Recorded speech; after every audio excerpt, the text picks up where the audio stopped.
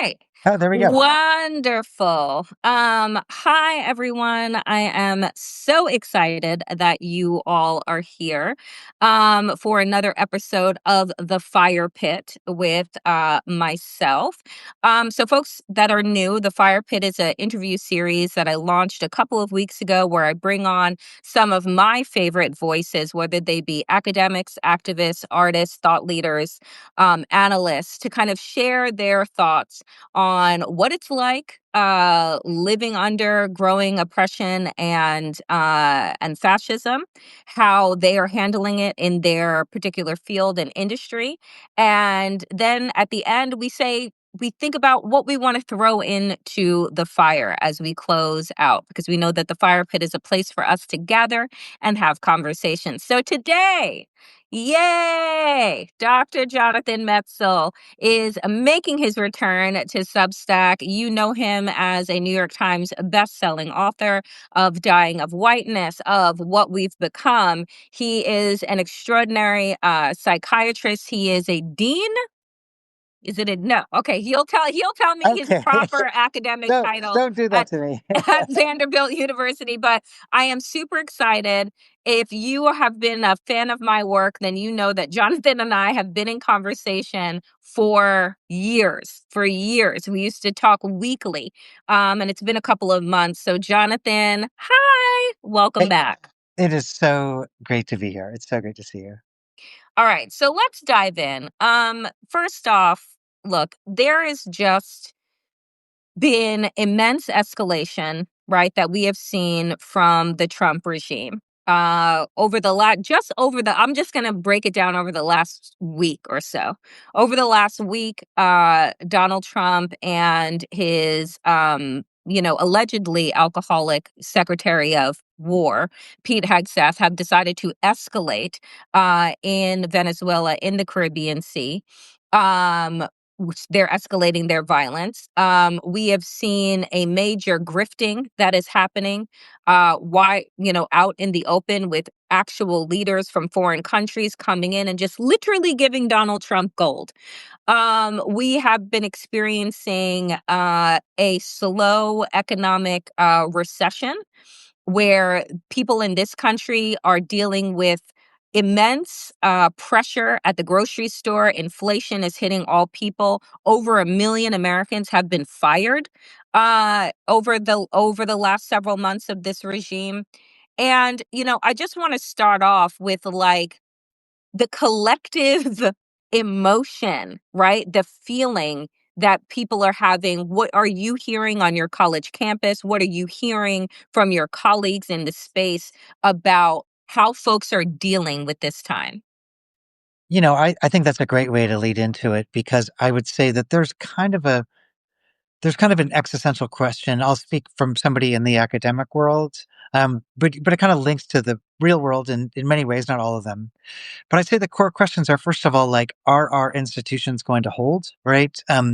Do we trust institutions? Have our institutions been co-opted to the point where we just have to reject them and not trust them? Or are the institutions, who do we turn to for trust right now? And Mm, so, I'm coming from a field like public health, sociology, medicine, that has long trusted kind of neutral arbiters that have created American excellence. The CDC website, public health infrastructure, the different medical associations that promote best practices, the FDA, for example. It didn't matter what the profit motive was for the most part of a particular drug. The FDA, you could kind of trust relative to other places that you were going to get a relatively safe drug. Obviously, there are counterexamples. Um, and so those institutions have been undermined, gutted, cut. And so part of the question for us is, like, who do you trust right now? yeah. And it's not like there's no stirrings of hope there, right? Doctors are forming their own organizations. Judges across the country are trying to push back on extra lawful, activity, all these kind of things. But I'd say that part of the question is just a question of general trust.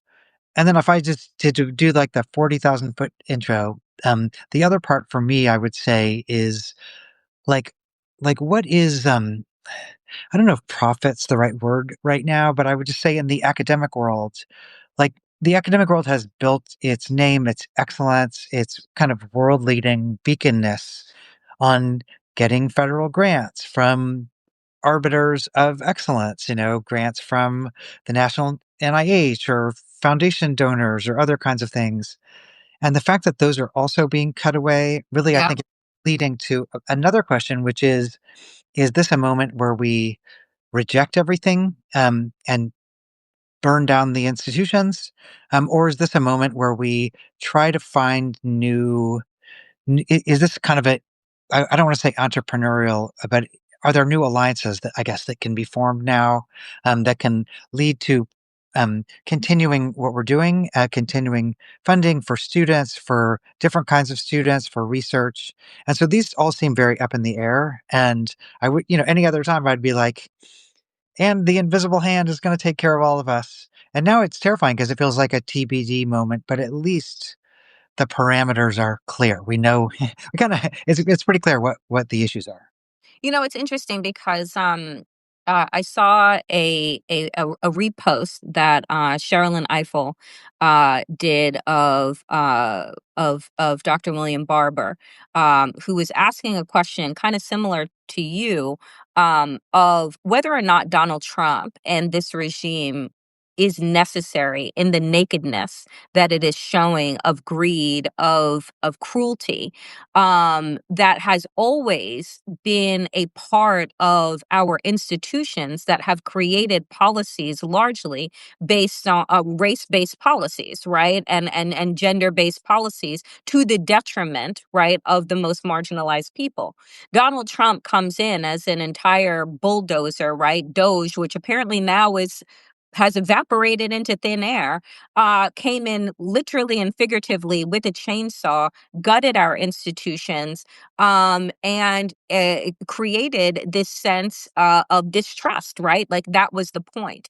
And I wonder to the extent that Dr. Barber offered, like, do you to a certain extent think that like when we say to burn things down, at least when I say to burn things down, it means that we need to look at the obstacles that are being presented as an opportunity for us to think outside of the status quo, for us to imagine what a society that actually works for all people, where we are not just satisfied with the crumbs that are given to us. And so I wonder when you hear that from a William Barber and it be retweeted by, a Sherilyn Ifill, two very powerful voices, do you think that there is a necessity in what has happened in order for us to realize just how broken systems were? I will say optimistically, just in my world, and I'll qualify this in a minute, but I'll say optimistically, I do feel like there are new kinds of partnerships and opportunities that I never could have imagined 6 months ago, let alone 5 years ago. And so, in that regard, the fact that I am collaborating with AI people and for-profit um, venture capitalists who are invested in social missions and collaborators and donors and other kinds of things. Like it would have been another world for me. And I have to say, it's not like I'm for equity and they're against equity, or I'm for whatever and they're against it or whatever. Like I'm finding that there are people like across the spectrum in a really surprising ways that really see the social issues and want to address them, but they're coming at it from different ways. And I know I'll get in a lot of trouble with this, and I'm going to out myself in a minute. But I've even been like, I mean, again, like our department lost a lot of its funding, and so I've been I've been out in the world like having conversations. And what I'm learning that's kind of interesting about finance, which a lot of people knew this, but it's like they have models for actually, like, fixing things, like, it's not like a social problem is just s social construction or description. They're like, "Oh, poverty, here's our model for that," or, "Oh, health inequity, here's our way we can do it." Now it's driven in a profit motive, so a lot of people in my world stop listening at that point. Mm-hmm. But at least they're saying, "We have a model for this," which to me is better than do what I do sometimes, which is just critiquing things. Um, and so in that sense, it's just interesting for me that the kinds of collaborations that might come out of this are going to go beyond government as an arbiter of research or knowledge or even equity or things like that. In a good world, in a bad world, that's not going to happen. And again, I think it's up for grabs.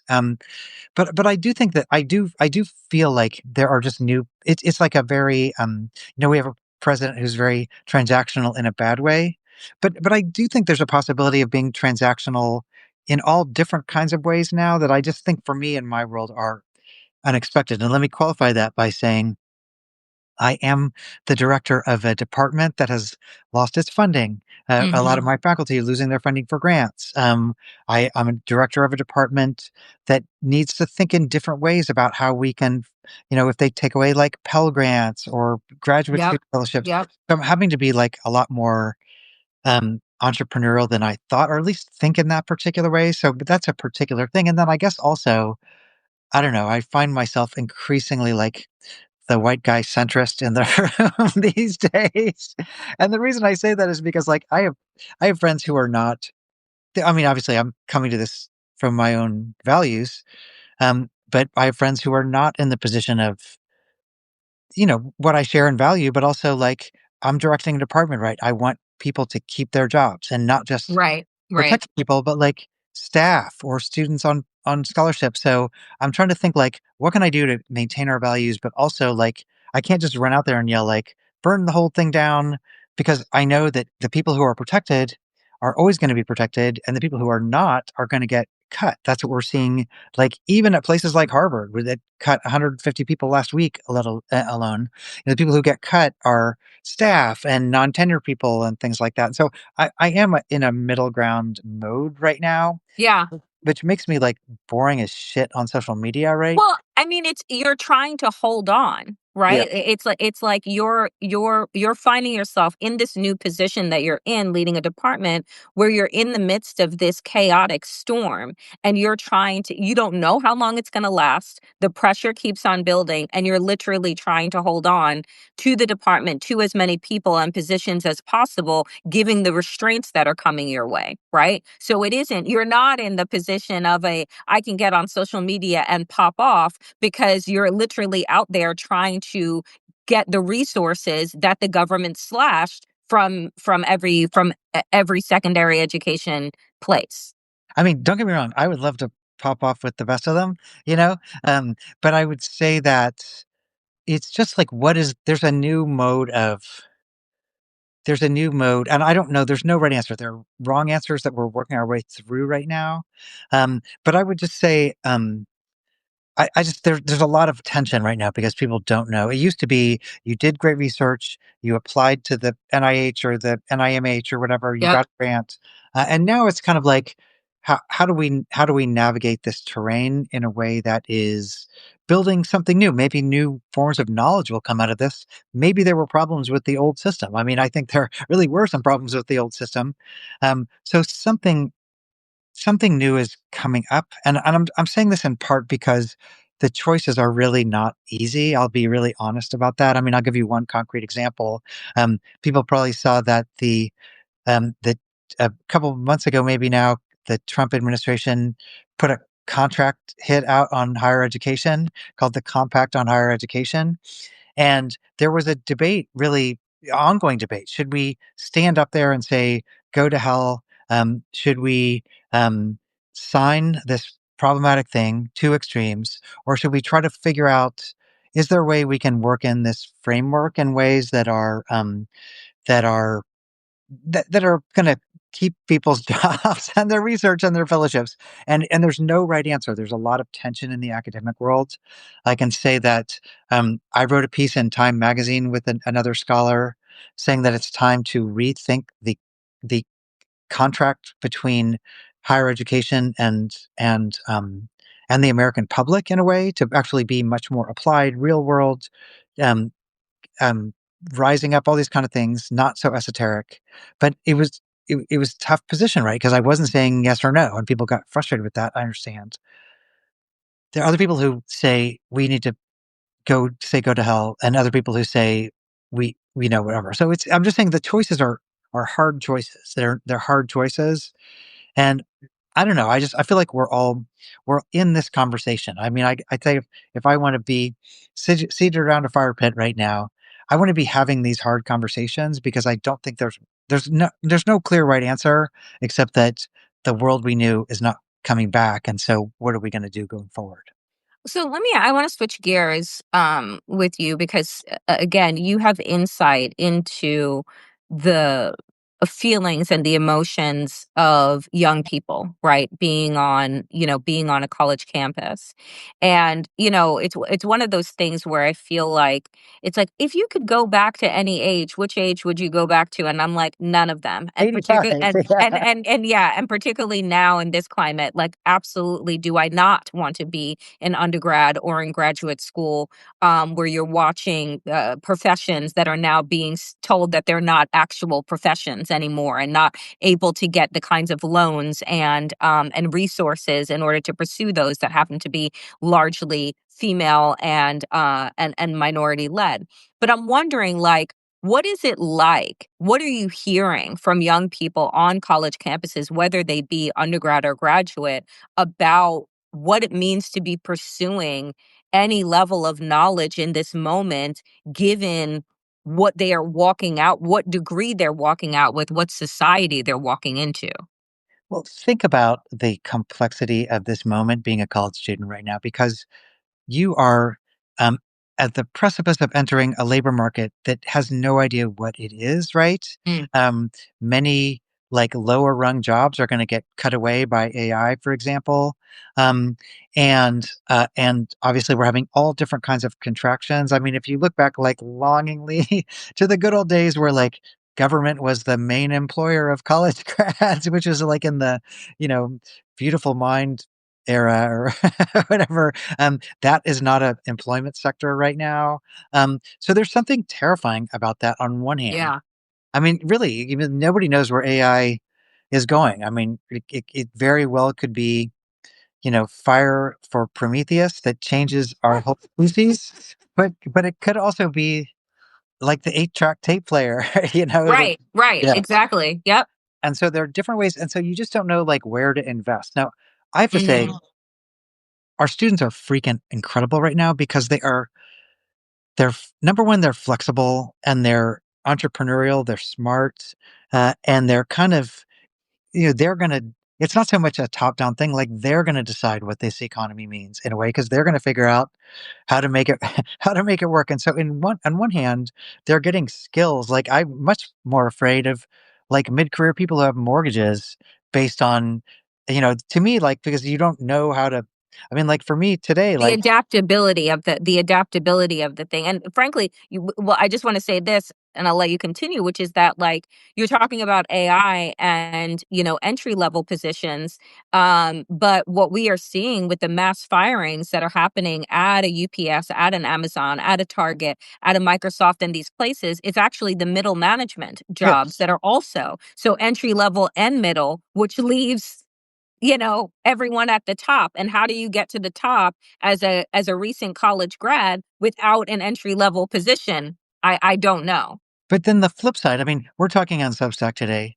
As you know, I have jerry rigged a setup here. I have my phone propped up in a baseball hat with dental floss and a salt shaker on both sides. I tried initially sticking my softball glove in there. It didn't work. Like I don't have the skill exactly for this. I mean, I MacGyvered it, hopefully. But I'll say that people coming in now, they actually understand the potential of what we're going through in ways that are much greater even than the CEOs of some companies. So I don't think companies that don't tap into this energy of people really coming from the ground up are going to survive, honestly, because they need to understand what people who are coming up from the bottom of this economy, what they know, which is what this can do. I mean, think about the Cuomo campaign versus the Mamdani campaign. Who understood how social media worked? Think about a zillion other examples. Yeah. Like it's not going to be just like the top are there holding on, and it's like Yertle the turtle or something. It's going to be that people who understand this ground up opportunity are going to get ahead. I mean that's one side. I mean other people say, which I don't agree with, but they'll be like, if you're graduating from college, become a plumber.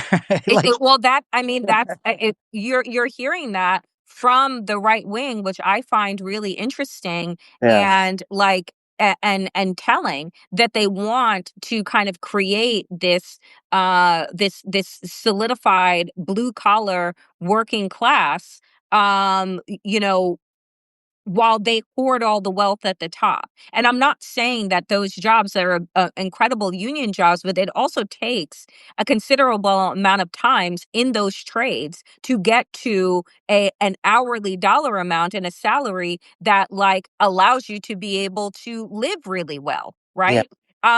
And so what does it mean then when you're being told by millionaires and billionaires, why don't you go get a trade as opposed to worrying your pretty little head about aspiring to anything in a position of hedge fund or venture or this or that?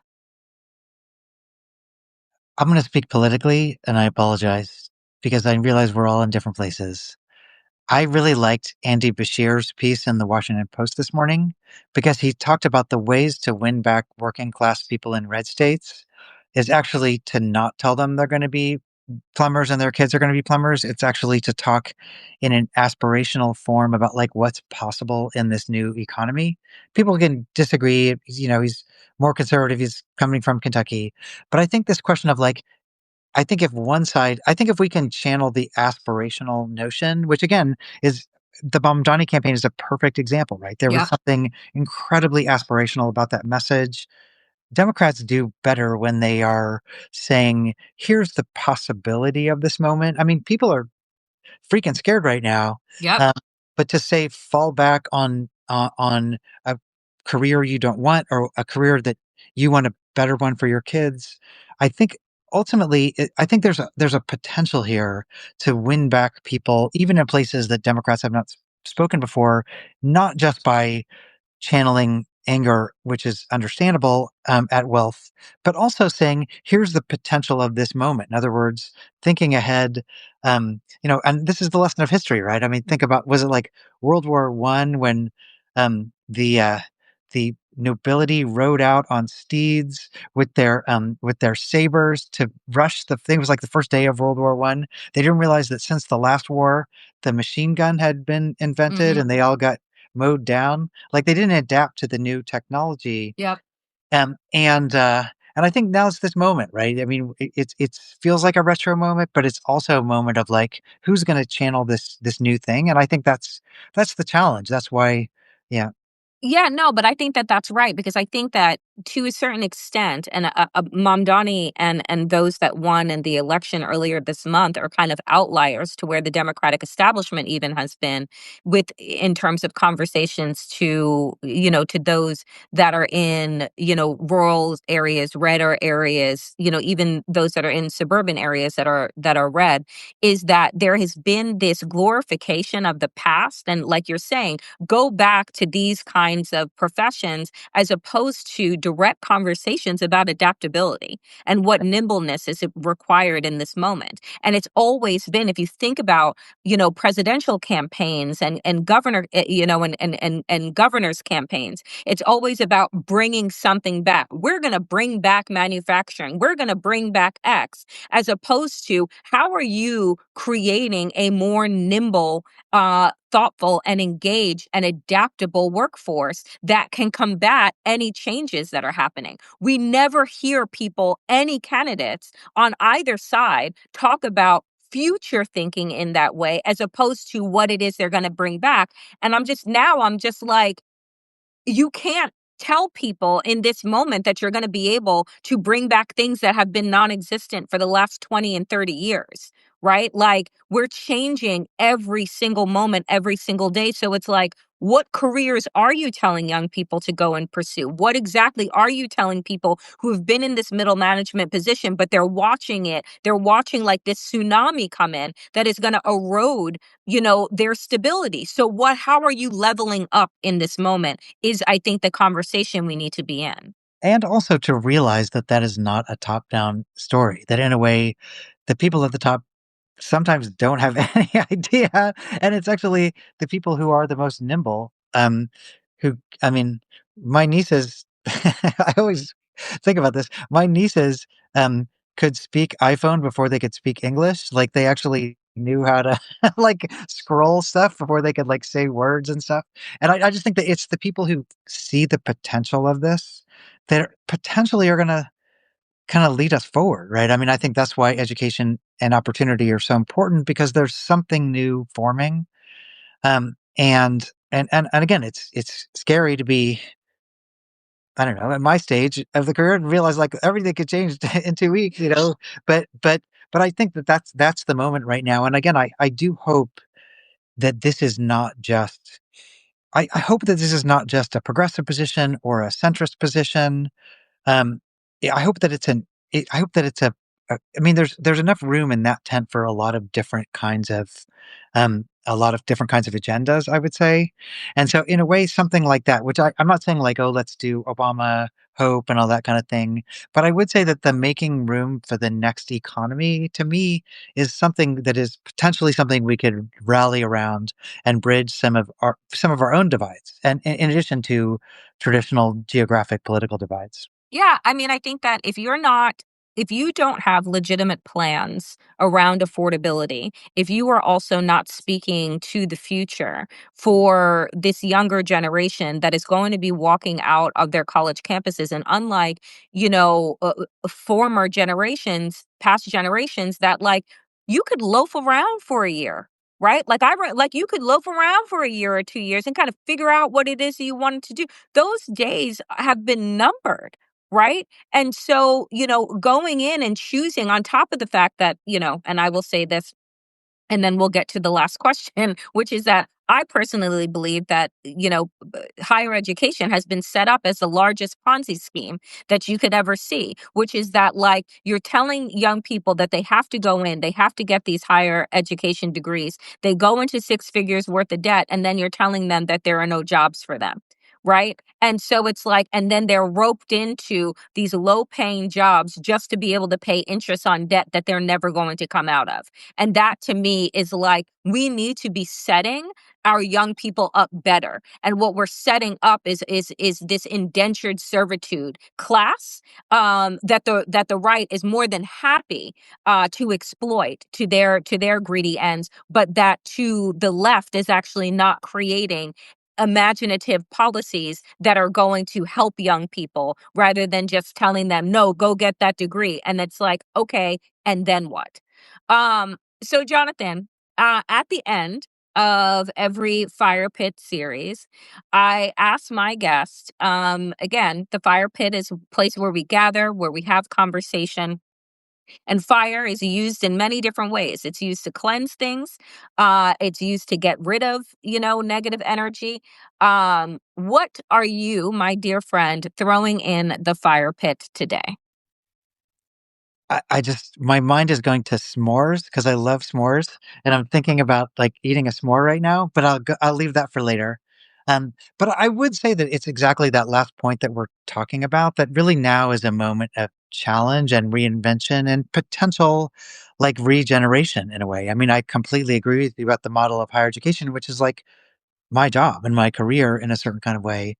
But I would say that now the places that figure this out the best are going to be the ones that move ahead. I mean, it's a global marketplace. So I would just say that, I would throw in the old model and trust that Yep. a new model is going to come up in a way because, I mean, speaking for universities, it's also like where a lot of great thought comes out of and great knowledge and I want to hold on to that, right? And so there's got to be some balance. But I would just say that this is a moment to like, it's much more like rising out of the embers or the ashes or something like that. I hope a better iteration comes out of this. Yeah, Uh, I totally agree. I think that instead of clinging to old models, right, and hoping that we can recreate some type of past that never worked for all people to begin with, that we really need to let go of the fear, um, throw that into the fire pit and know, right, have faith, right, that something new is going to come because it always does. Right. And that to me is kind of that's what I hear you saying is like, get rid of the old models and have faith that something new is going to come because it is. yeah, yeah, that's exactly right. All And right, s'mores, my friend. and s'mores. And s'mores. Tell people how they can continue to follow you, your work, every single book that you've ever written that is a bestseller. Please tell folks. So I'm always at jonathanmetzl.com. I'm in Nashville, but laying low in Brooklyn if anybody wants to hang out, including you. Um, so yeah, no, I'm here, so I'm around, and it's so just darn right therapeutic to be back in touch. You know, So good to be back in conversation. I so missed talking to you on a regular basis. I know that you were a very busy man, and I'm so glad that you were able to join the Fire Pit series. Folks, again, this is independent media. So if you like what you're hearing and you're seeing, please do subscribe. All of my content is free, but if you do have the ability to become a paid subscriber, think about doing that as well. The Fire Pit series will be back with a more special guest coming to you soon. And the Danielle Moody Show is live tonight at 5 p.m. on YouTube. So I will see you all there. Jonathan, thank you so, so much. And happy holidays coming up to you. same to you and everyone else. Be well, guys.